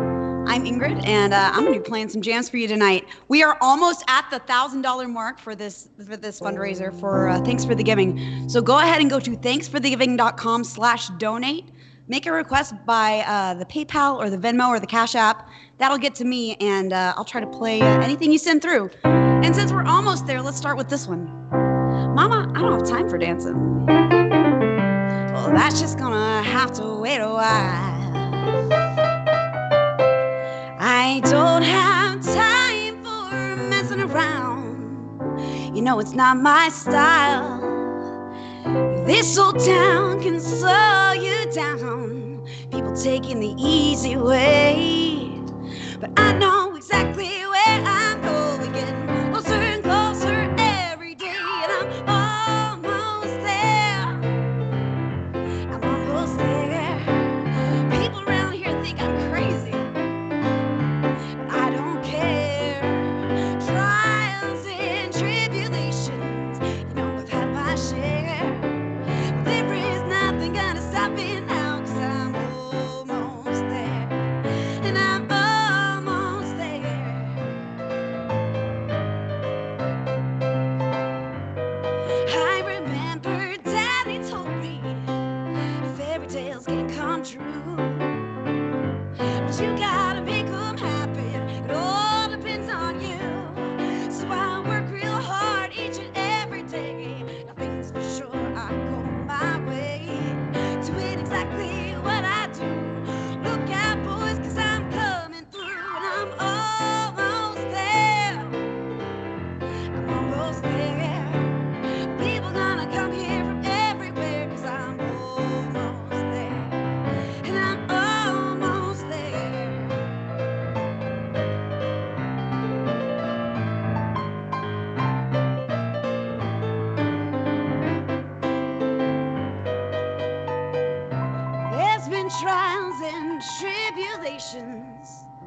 know I've had my share.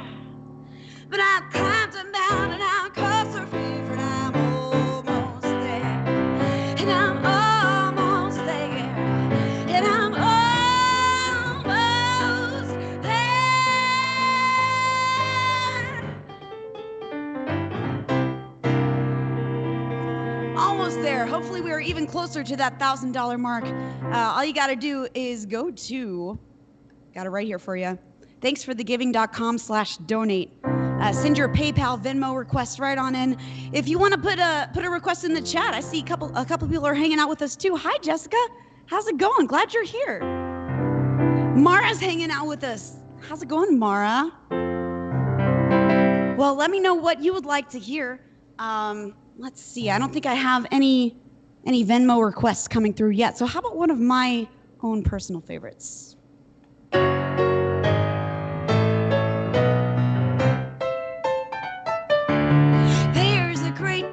Beautiful tomorrow, shining at the end of every day. There's a great big beautiful tomorrow, and tomorrow is just a dream away. Man has a dream, and that's the start. He follows his dream with mind and heart, and when it becomes a reality, it's a dream come true for you and me. Well, there's a great big beautiful tomorrow, shining at the end of every day.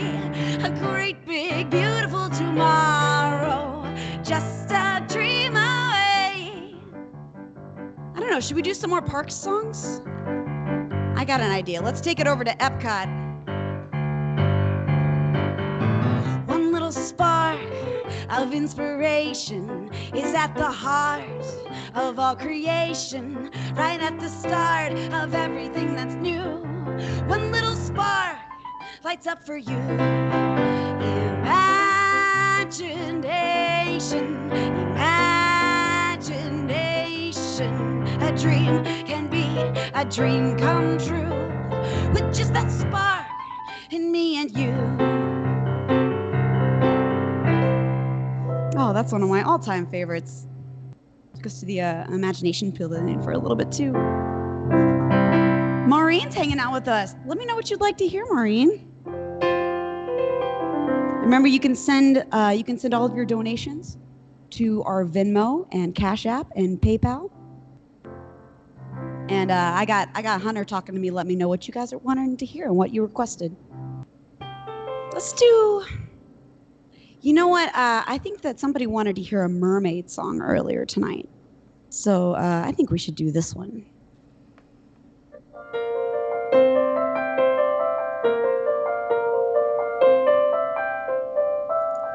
Look at this stuff, isn't it neat? Wouldn't you think my collection's complete? Wouldn't you think I'm the girl who has everything? Look at this trove, treasures untold. How many wonders can one cavern hold? Looking around her, you think, sure, she's got everything. I've got gadgets and gizmos aplenty. I've got who's it's and what's it's galore. You want thingamabobs? I've got 20. But who cares? No big deal. I want more.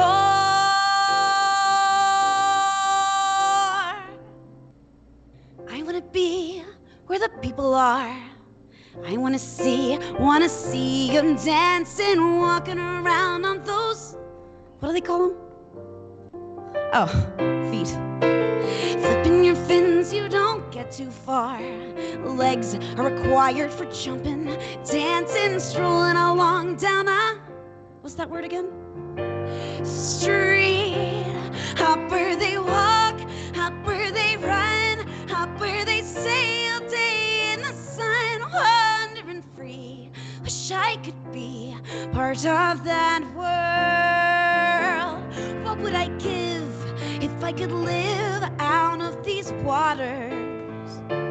What would I pay to spend a day warm on the sand? I bet you on land they understand, but they don't reprimand their daughters. Bright young women sick of swimming, ready to stand. I'm ready to know what the people know. Ask them my questions and get some answers. What's a fire and why does it? What's the word? Burn. When's it my turn? Wouldn't I love to explore the shore above, out of the sea? Wish I could be part of that world.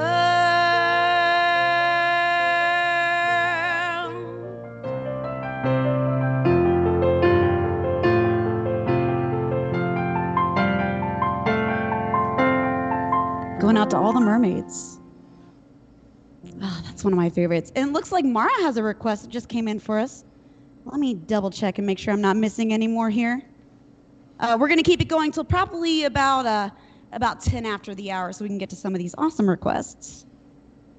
Okay, cool. Yeah, Mara, this is a beautiful song. This is actually one that I learned since quarantine. I used to play pianos all over the park. Nowadays I just play them from my Imaginarium. But I learned this song because from the Imaginarium, somebody decided they wanted to hear it. So here we go, from Pete's Dragon.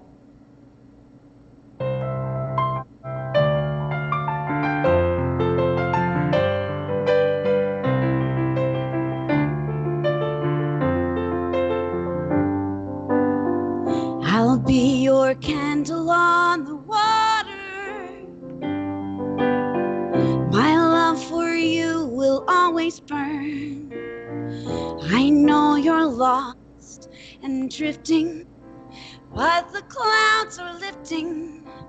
Don't give up, you have somewhere to turn. I'll be your candle on the water, till every wave is warm and bright. My soul is there to guide you. Let this candle guide you. Soon you'll see a golden stream of light. A golden friendless tide has found you. Don't let the stormy darkness pull you down. I'll pin a ray of hope around you, circling in the air, lighted by a prayer. I'll be your candle on the water. This flame inside of me will grow. Keep holding on, you'll make it. Here's my hand, so take it. Look for me, reaching out to show, as sure as rivers flow.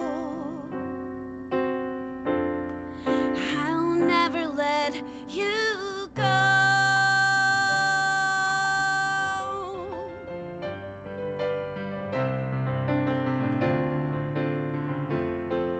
I'll never let you go. Going out to Mara. Thank you so much for that request, Mara. And thanks everybody for all your generous donations. I don't know what we're at yet. We're going to check back and see what our total is in just a few minutes. But let me know what you'd like to hear if you've got any special songs. Oh, Tom's hanging out with us. How's it going, Tom? Tom's one of my friends from the Ingdom. If you want to check out what I do, go to ingdom.org. It's a lot of stuff like this. I love playing requests, and I love princess songs, movie songs are some of my favorites. Attraction songs every now and then. Let's see, how about, let's play another movie song. I've been staring at the edge of the water long as I can remember, never really knowing why. I wish I could be the perfect daughter, but I come back to the water, no matter how hard I try. Every turn I take, every trail I track, every path I make, every road leads back to the place I know where I cannot go, where I long to be.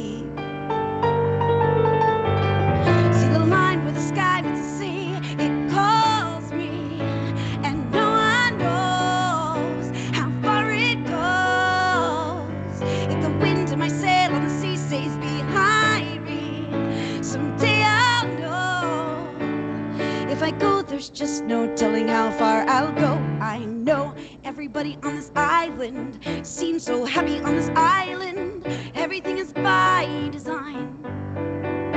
I know everybody on this island has a role on this island, so maybe I can roll with mine. I can lead with pride, I can make us strong. I'll be satisfied if I play along. The voice inside sings a different song. What is wrong with me? See the light as it shines on the sea. It's blinding, and no one knows how deep it goes. But it seems like it's calling out to me, so come find me and let me know what's beyond that line. Will I cross that line to the line where the sky meets the sea? It calls me, and no one knows how far it goes. If the wind in my sail on the sea stays behind me, someday I'll know how far I'll go.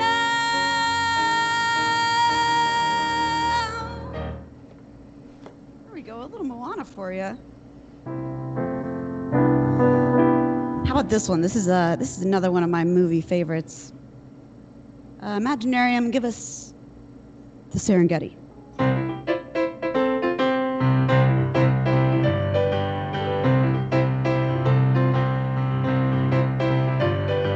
gonna be a mighty king, so enemies beware. I've never seen the king of beasts with quite so little hair. I'm gonna be a main event like no king was before. I'm brushing up, I'm looking down, I'm working on my roar. Thus far, rather uninspiring thing. Oh, I just can't wait to be king. No one's saying do this, no one's saying be there, no one's saying stop that, no one's saying see here, now see here. Free to run around all day, free to do it all my way. I think it's time that you and I arrange a heart-to-heart.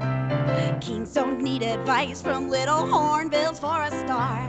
If this is where the monarchy is headed, count me out. Out of service, out of Africa, I wouldn't hang about. This child is getting wildly out of reach. Oh, I just can't wait to be king.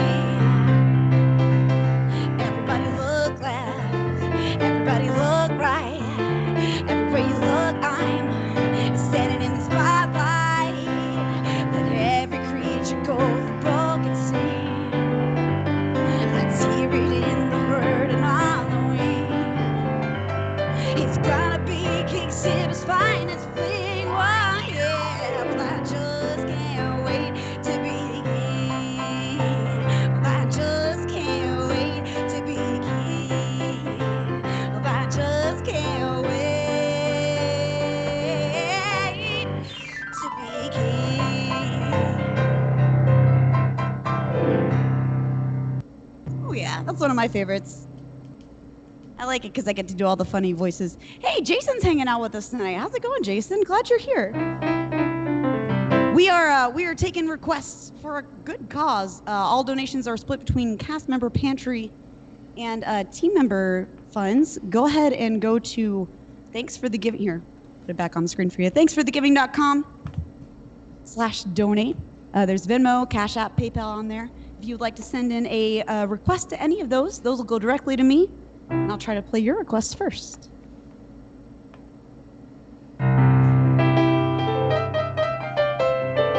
Okay, let's do another one. This is one of my favorites from Tangled.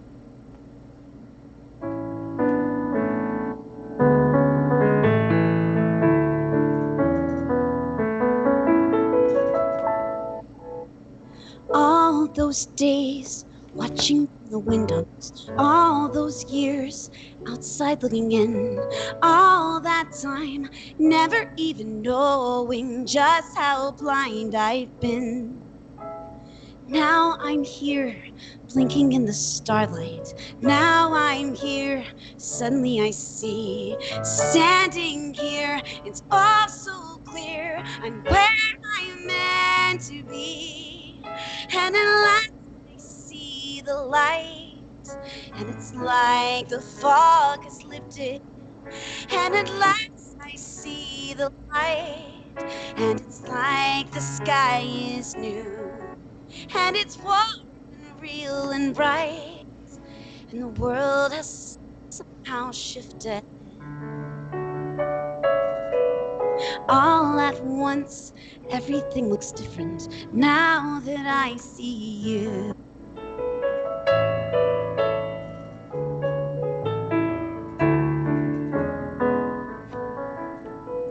All those days, this is Flynn, chasing down a date. Sorry, Eugene. All those years living in a blur.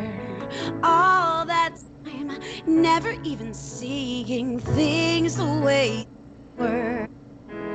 Now she's here, shining in the starlight. Now she's here, suddenly I know. If she's here, it's crystal clear. I'm where I'm meant to go. And at last I see the light. And it's like the fog has lifted. And at last I see the light. And it's like the sky is new. And it's warm and real and bright. And the world has somehow shifted. All at once, everything looks different now that I see you. Now that I see you.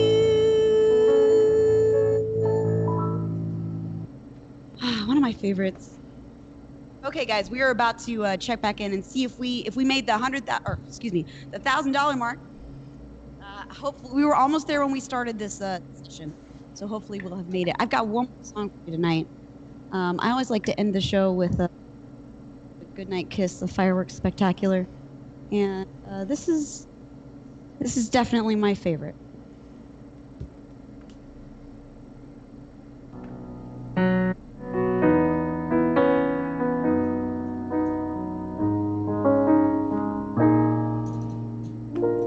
In the stillness of the night, there comes a time to understand, to reach out and touch tomorrow, take the future in our hand. You can see a new horizon built on all that we have done, and our dreams begin another 1,000 circles round the sun. We go on through the joy and through the tears. We go on to discover new frontiers, moving on with the currents of the years. We go on, moving forward now as one, moving on with a spirit born to run, ever run with each rising sun to a new day. We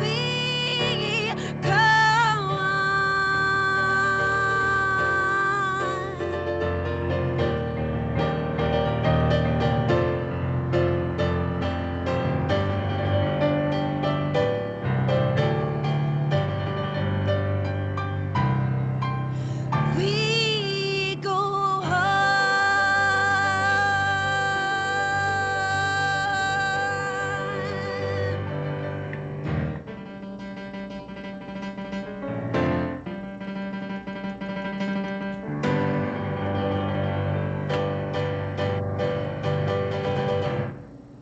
Thanks so much, guys. We're gonna head on back to everybody else, and I'll see you real soon.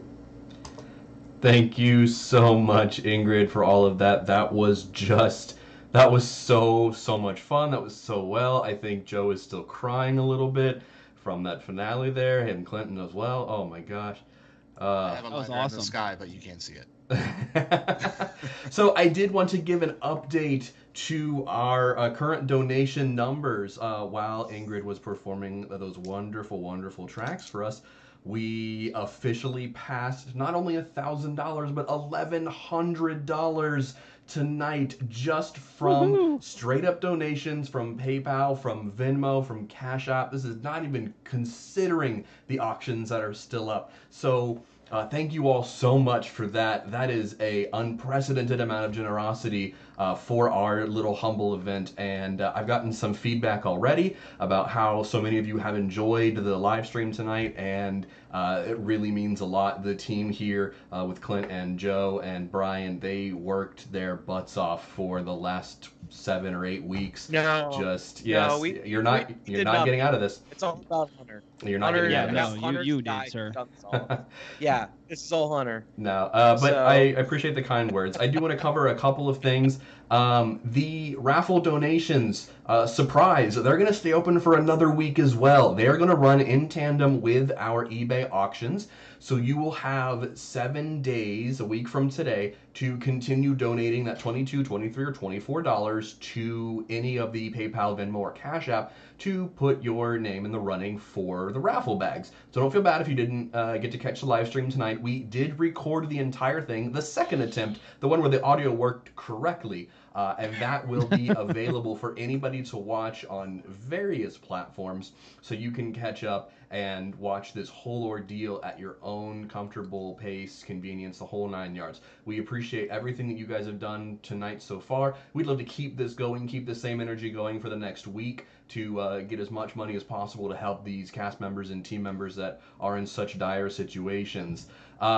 We have a lot of people to thank because this has been a group effort through and through. I want to thank the Machado Farm Foundation for not only their donation of the basket for the auction. I want to thank them for the pumpkin bar soaps, the pumpkin pie soaps that you all get in your raffle bags.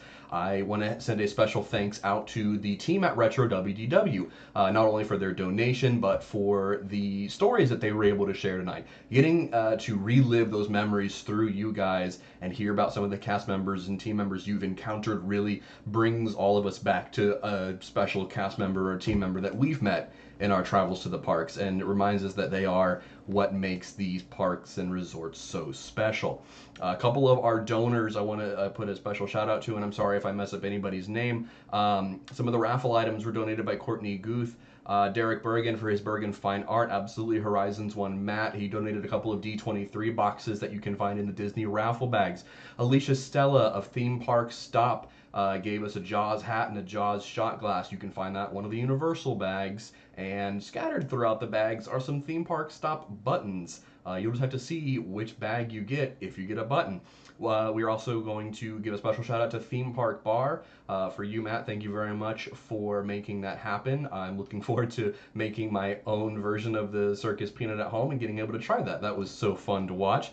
We want to thank Jess Mack as well for her donation to create some art for you guys, so check your raffle bags when you get them. Make sure to reach out to her for that complimentary art piece, absolutely. We do want to send a special shout out to Megan Stump for the sing-alongs tonight. That was absolutely spectacular, and I hope you guys enjoyed being able to sing with her. She did a phenomenal job, and despite everything she says, she has a fantastic voice and did an excellent job. I want to thank Brian, your team at IU, for doing the real or fake. That was so unreasonably hysterical, and I'm glad that we were able to bring that back for us. And last but not least, I want to thank Ingrid from Ingrid's Imaginarium for performing live for us at the very end there. That was just a great way to wrap this up. Thank you so much. Please go find her on all the social media. She live streams music like that all the time. You can put in requests. You can listen to some fantastic piano playing. I know she's on Twitter. Look for Ingrid's Imaginarium. You can't miss her. I don't know. Do you guys have anything else to add for the last minute here? I just want to say, no, Clint, you go first. No, go ahead. Thank you, everyone. Make sure you go snap that QR code in the middle right now and donate. That'd be awesome. Just any amount of money helps. Right now, the idea behind this is like let's just have a good Thanksgiving for everyone who's made everything we've done fantastic. So $1 matters, $10, 20, whatever you can donate, please donate. It really means the world to us, and we took this time out of our lives to do this, and because it matters so much. And thank you again to Theme Park Bar, Retro WDW, and everyone for all the videos and things they've done. It's been fantastic. So anyway, we're gonna go. Oh wait, so the video is not split. So we need to go. We're gonna go to Clint on Good job, this Joe. side. Good job. Yeah, exactly. We're going to Clint on this You're a side. star. Live streaming is not in your future, Joe. No, it's not. It really is not. No, Joe, you summed it up pretty well. You know, my wife, she's a cast member, you know, and I see on a daily basis, you know, some of the struggles that cast members, team members are going through. So, you know, no matter how you donate, whether it's through the thanks for the giving, any way, anyhow, you know, as we're going into the holiday season here, Thanksgiving's 4 days away, 5 days away. You know, it's going to be a difficult holiday season for a lot of, you know, themed entertainment employees. So, you know, help however you can. Excellent. That was very well put. Brian, anything from you? Yeah, just echoing everybody's thoughts. You know, we're friends with people that have been furloughed or laid off, or friends of friends that have been laid off or furloughed, and it's just been a brutal year. You know, not even mentioning, you know, the fact that we're still dealing with this pandemic. Wear a mask, by the way. Yes. That we've all been impacted. You know, not by furloughs, but even losing loved ones. You know, myself, I lost a loved one, and so. Anything that you can do to help bring a little smile, even like as Joe said, just $1 goes a long way. These people were the soul of the parks. You know, the parks are empty without them. You know, they're the ones there day in, day out, smiling, making sure that the thousands you spent on vacation is something memorable. You know, so. Absolutely. Very well said. Here. Very well said. Well, we're going to wrap this up. Thank you all for joining us so much. Don't forget you can catch this entire replay. It'll be uploaded hopefully by tomorrow at the absolute latest. But stay safe, wear a mask, continue to do what you've been doing. Have a wonderful Thanksgiving and an absolutely Merry Christmas. Good night, y'all. Thank you, guys.